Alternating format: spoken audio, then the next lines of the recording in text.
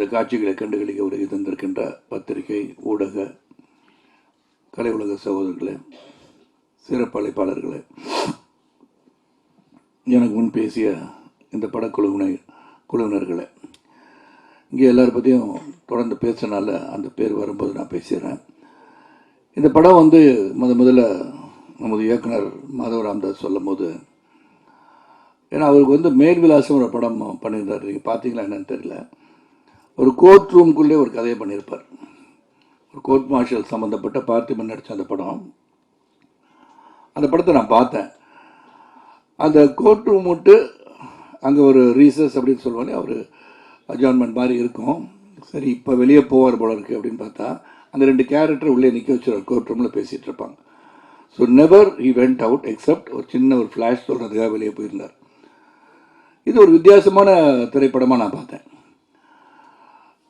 அப்போ சுரேஷ் கோபி நடித்த அப்போதுக்கு அப்போ அது பார்த்தேன். அது how doctor how he feels later about the சிஸ்டம்னு சொல்லி அந்த சிஸ்டத்துக்குள்ளே போனார்.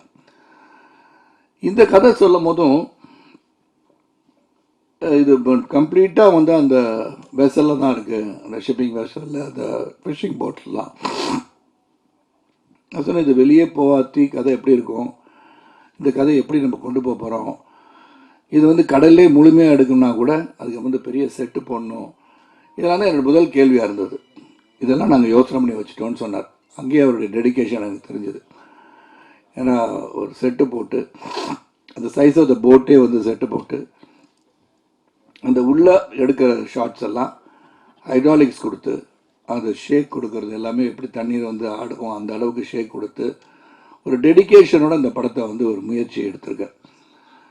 இந்த படம் என்னை பொறுத்த வரைக்கும் ஒரு வித்தியாசமான திரைப்படமாக தான் நான் பார்க்குறேன். ஹரிசார் இதை எப்படி பார்த்து இதை வாங்கியிருக்கான்னு எனக்கு தெரியும். இது ஒரு வித்தியாசம்னு சொல்லும் போது படங்கள் வருகிற கமர்ஷியல் ஆஸ்பெக்ட் பார்த்து ஆடல் பாடல் பிரம்மாண்டங்கள் இதெல்லாம் இருக்கும். ஆனால் இதில் ஆடல் பாடல் பிரம்மாண்டங்கள் இருக்குன்னு சொன்னால் பிரம்மாண்டமான கதையாக இருக்கும். அந்த கதை ஒரு வித்தியாசமான கதையாக இருக்குன்னு எனக்கு தெரியும். ஆனால் எந்த அளவுக்கு இது இன்று உள்ள ஆடியன்ஸ் பலவிதமான திரைப்படங்களை பார்க்குறாங்க, பல கதைகளை பார்க்குறாங்க, ஓடிடி பிளாட்ஃபார்ம் கதைகள் பார்க்குறாங்க. அவங்களுக்கு கண்டென்ட் நிறைய ஆயிடுச்சு. இப்போ ஷார்ட்ஸில் பார்த்துட்ருக்காங்க. இப்போ ரிங்கு அதான் பார்த்துட்ருக்காங்கன்னு நினைக்கிறேன். முன்னாடி நாங்கள் பேசுறது கேட்குறாங்களா ஷார்ட்ஸ் பார்க்குறாங்கன்னு தெரில. ஸோ இந்த அளவுக்கு இப்போ சினிமா கலை எல்லாமே இப்போ ஒரு மொபைல் ஃபோனில் வர ஷார்ட்ஸ் அளவுக்கு வந்துடுச்சு. இப்போ நம்ம எதுக்கு நடிக்கிறதுன்னு தெரில. ஷார்ட்ஸுக்கு நடிக்கிறதா, ரீல்ஸுக்கு நடிக்கிறதா, டெலிவிஷன் நடிக்கிறதா, வெப் சீரிஸில் போய் ஓடிடி பிளாட்ஃபார்ம் நடிக்கிறதா, பெரிய திரைப்படங்கள் நடிக்கிறதான்னு ஒரு கன்ஃபியூஷன். எந்த ஒரு நடிகருக்கும் தேவையில்லை. எதில் நடித்தாலும் நடிப்பு தான். ஸோ அதில் எந்த ஒரு மாற்றுக்கும் எனக்கு தெரியல. ஏன்னா அண்டர்ஸ் until you bring what you can do to the screen, you are not an actor. So any opportunity to act பண்ணுறது ரொம்ப ரொம்ப நல்லது நான் நினச்சிக்கிறேன். ஏன்னா காலத்தின் ஓட்டத்தில் என்னெல்லாம் மாறிக்கிட்டே இருக்கும். இந்த மாறுதலுக்கு நான் மாறிக்கொள்ள வேண்டியதான், மாற்றம் ஒன்று தான் மாறாததுன்னு பல தடவை கேள்விப்பட்டிருக்கோம். ஸோ மாதவ ராமதாஸோடைய இந்த வித்தியாசமான திரைப்படம் நான் சொல்லுவேன். அந்த வித்தியாசமான திரைப்படம் நிச்சயமாக வெற்றி பெறுவதற்கான வாய்ப்பை உருவாக்கி தரும் இடத்தில் நீங்கள் இருக்கீங்க. ஏன்னா வித்தியாசமான கதை சொல்லியிருக்காங்கன்னு சொல்கிறது இப்போ முக்கியம். இதுவும் அது மாதிரி எடுத்திருக்காங்க, இதுவும் அப்படி தான் இருந்துச்சுன்னு சொல்கிறத விட ஒரு வித்தியாசமான முயற்சி எடுப்பவர்களை வரவேற்பது நம் கடமை என்று தான் நினைக்கின்றேன். இந்த படத்துக்கு ஒரு மிகப்பெரிய ஒரு வலிமையான ஒரு பின்னணி இருக்குது அப்படின்னு சொன்னால் அது காரணம் உண்மையிலே என்னுடைய அன்பு சகோதரர் ரசூல் பூக்குட்டி சார் தான். ஏன்னா இது சவுண்டுக்கு ரொம்ப இம்பார்ட்டன்ட் கொடுக்குற படம். ஏன்னா கடலில் எடுக்கும்போது கொச்சின்லேருந்து ஹார்பர்லேருந்து வெளியே போய் தான் எடுத்தோம். அந்த சவுண்டு, இந்த டெடிக்கேஷன் விச் இஸ் ஒர்க்ஸ், அதனால தான் அவருக்கு ஆஸ்கர் கிடச்சிருக்கு. மேலும் பல ஆஸ்கரை வெற்றி பெறணும்னு ஆசைப்பட்றேன். ஏன்னா அந்த டெடிக்கேட்டட் ஒர்க், அந்த மைக் எடுத்துக்கிட்டு காலையிலே அந்த சவுண்டு எடுக்கிறதுக்காகவே போகிறார். ஒரு டீமை வச்சுக்கிட்டு எது எப்படி இருக்கணும், அந்த டாக் சவுண்ட் சொன்னார். டாகோட பைட் ஃபோர்ஸ் எப்படி இருக்கும், பைட் பண்ணால் எப்படி இருக்கும், அது என்ன மாதிரி இருக்குது சவுண்டு, க்ரௌலிங் சவுண்டோட. இதை ஒரு ஃபைட் அந்த நாய் அட்டாக் பண்ணுற ஒன்று பண்ணியிருப்பாங்க. I think it is Belgium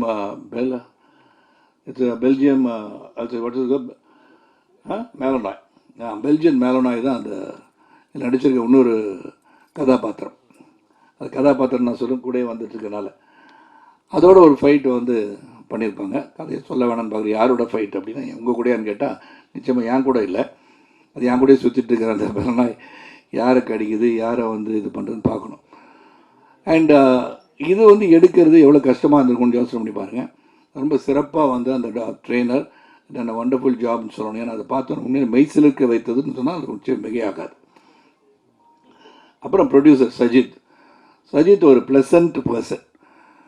அதாவது இன்றைக்கி வந்து ஹரி சார் சொன்னது மாதிரி இன்றைக்கி திரைப்படங்கள் எடுப்பது என்பது அந்த எடுத்து ரிலீஸ் பண்ணுறது ரொம்ப ரொம்ப கஷ்டமாக இருக்குது.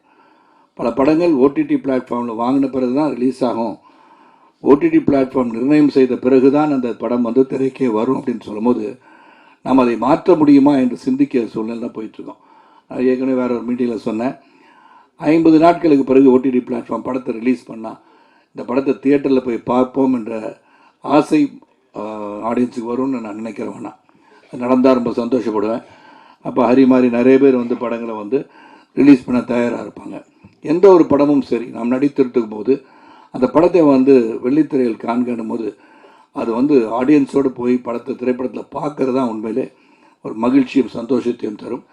ஏன்னா அப்போது அது வரவேற்கிறார்களா இல்லையா என்பது தெரியும். ஏன்னா நாடகத்தில் நடித்தோம்னா அந்த சீன் நடிக்கும் போதே கைத்தட்டல் வரும்போது சிறப்பாக நடித்திருக்கிறீர்கள் என்று தெரியும். ஆனால் திரைப்படங்கள் திரையரங்குகள் வந்து ரிலீஸ் ஆகும்போது தான் அங்கே வந்து ஆடியன்ஸ் எப்படி ரசிக்கிறாங்க. நீங்கள் பின்னாடி தெரியாமல் போய் உட்காந்து பார்த்தீங்கன்னா எந்த இடத்துல அவங்க வந்து சிரிக்கிறாங்க, எந்த இடத்துல சிரிக்க மாட்டேன்றாங்க. நாம் சிரித்த இடத்துல அவங்க சிரிக்க மாட்டாங்க, நம்ம சிரிப்பே வராத இடத்துல அவங்க சிரிச்சிட்டு இருப்பாங்க. So audience matter a lot. ஆனால் தியேட்டருக்கு வந்து படம் பார்க்கறது உங்களெல்லாம் நான் கேட்டுக்கிறேன். அப்புறம் இங்கே வந்து நவீன் பாடலாசிரியர், இந்த பாட்டை பார்த்துருப்பீங்க.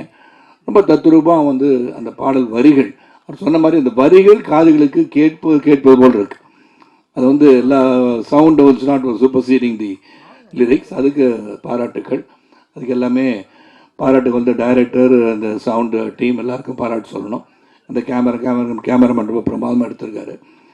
அதுக்கப்புறம் இங்கே வந்து சிறந்த கேரக்டராக வையாபுரி அவர்கள், தாமரை அவங்க நடிச்சிருக்காங்க. தத்ரூபமாக வையாபுரி நடிச்சிருக்காரு. தாமரையும் சரி, தாமரை வந்து இங்கே சொன்னாங்க, நான் பிக் பாஸில் தான் அவங்கள பார்த்தேன், அங்கே நல்லா தான் பட நல்லா தான் பேசிகிட்டு இருந்தாங்க, இங்கே வந்து பேச தெரியலன்னு சொல்கிறாங்க.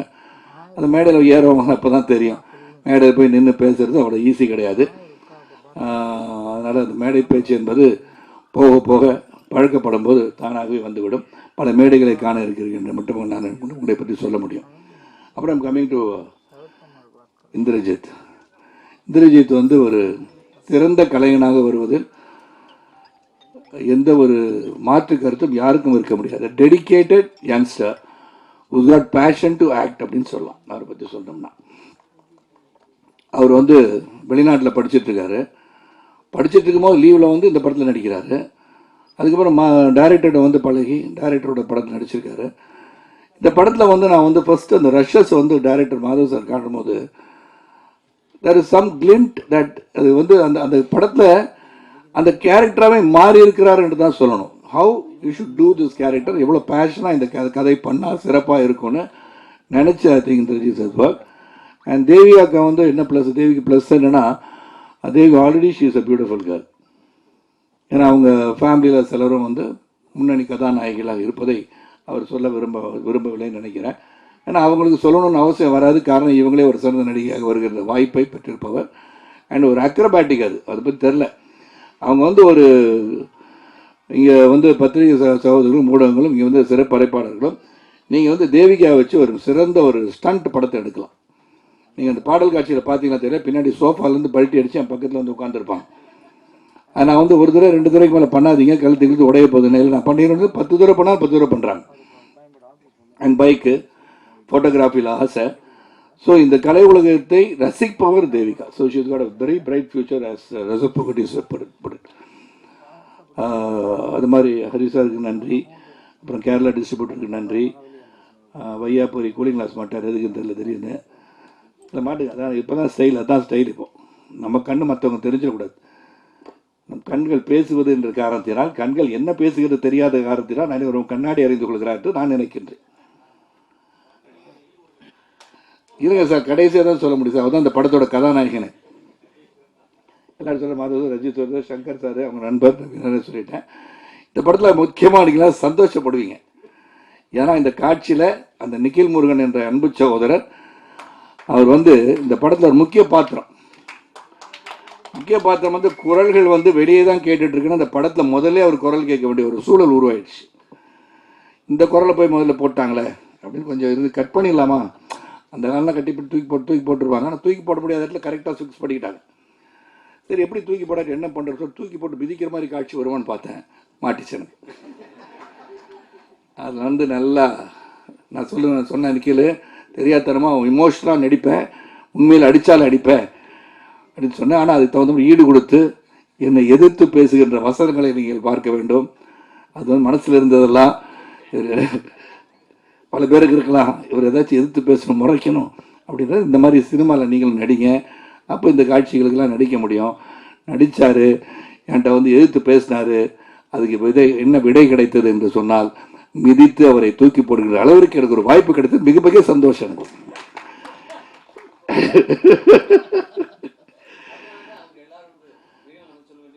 நின்றுங்க, உட்காருங்க, இங்கே பாருங்க, லெஃப்ட்ல பாருங்க, ரைட்ல பாருங்கன்னு வர நீ எங்கேயும் பார்க்காதுன்னு ஒரே மீதி ரொம்ப சந்தோஷம். ஸோ நிக்கில் வந்து ஒரு பெரிய சப்போர்ட். ஏன்னா கலை உலகத்தில் வந்து பார்த்தீங்கன்னா ட்ரெஸ்ஸை மாற்றிக்கிட்டு இருக்க ஒரே ஒரு ஆள் அவள் தான். ஒரு நாளைக்கு 10 ட்ரெஸ்ஸு மாற்றுவார். ட்ரெஸ்ஸை மட்டும் மாற்றினா பரவாயில்ல, இல்லை வந்து இதயத்தை மாற்றிடாதீங்கன்னு சொல்ல வந்தேன் நான். நல்ல மனிதன் என்பதை மாற்றி விடாதீர்கள்.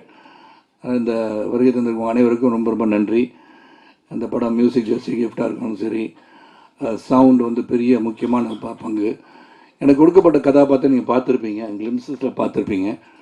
ஒரு நெகட்டிவ் ஷேட் இருக்கிற படம் அப்படின்னு சொல்லும் போது ஐ ரியலி கெட், நான் கேள்விகள் கேட்க தான் செய்வேன்.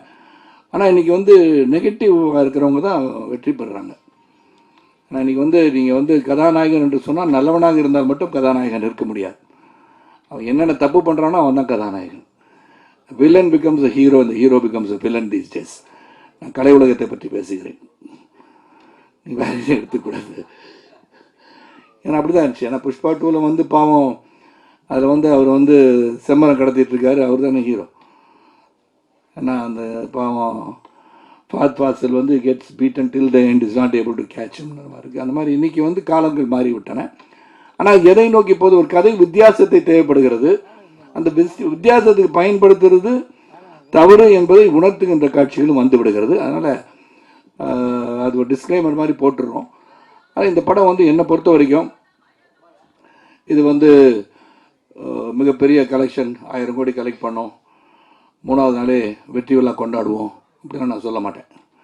இதை பொறுத்த வரைக்கும் ஒரு நல்ல கதை, ஒரு சிறந்த இயக்குனர், வித்தியாசமாக சிந்திக்கின்ற ஒரு இயக்குனர், எப்படி மேல் சமப்பதற்கு எல்லாம் பண்ணாரோ அதே மாதிரி இந்த படத்தையும் நான் இதுக்குள்ளே தான் சார் பண்ணணும் அப்படின்னு ஃபீல் பண்ணியிருக்கார். கதை வெளியே போயிட்டு வந்தாலும் இதுக்குள்ளே நடக்கிற இந்த சம்பவம் அண்ட் அதில் நடக்கிற emotions between me and Indrajith and performance orient film, இதை வந்து கடுமையாக பேசுவதும் சரி, கடுமையாக நடந்து கொள்வதும் சரி, அந்த போட்டில் எடுக்கிறதுக்கு நாங்கள் பட்ட கஷ்டங்கள், அதுக்கப்புறம் அந்த இறுதியில் என்ன நடந்ததுன்றது வெரி இமோஷ்னலாக வந்து அந்த கதையை வந்து ராம்தாஸ் சார் சொல்லியிருக்காங்க. Thank you for giving me this opportunity director sir. நீங்கள் வித்தியாசமான படங்களை எடுங்க, to not deviate from what thoughts you have. ஏன்னா அதை டீவியேட் பண்ணாமல் நான் இந்த மாதிரி எடுக்கலாமா, இப்படி வேறு வித்தியாசமாக படம் பண்ணலாமா அப்படின்னு நினைக்கணும்னு அவசியமே கிடையாது.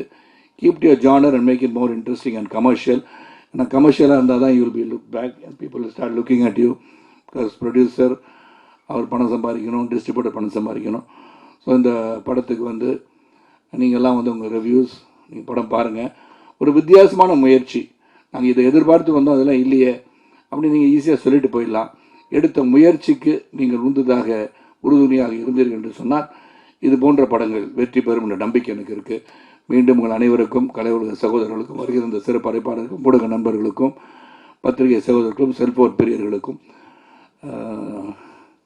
தொலைக்காட்சி நண்பர்களுக்கும், என்னுடன் வருகை தந்திருக்க தேரோட்டிகளுக்கும், என் சகோதரர்களுக்கும், மேடையில் இருப்பவர்களுக்கும், இங்கே நல்லா கம்பேர் பண்ணிகிட்டு இருக்க அன்பு சகோதரி அவர்களுக்கும் நன்றிகளை சொல்லி விடைபெறுகின்றேன். நன்றி, வணக்கம்.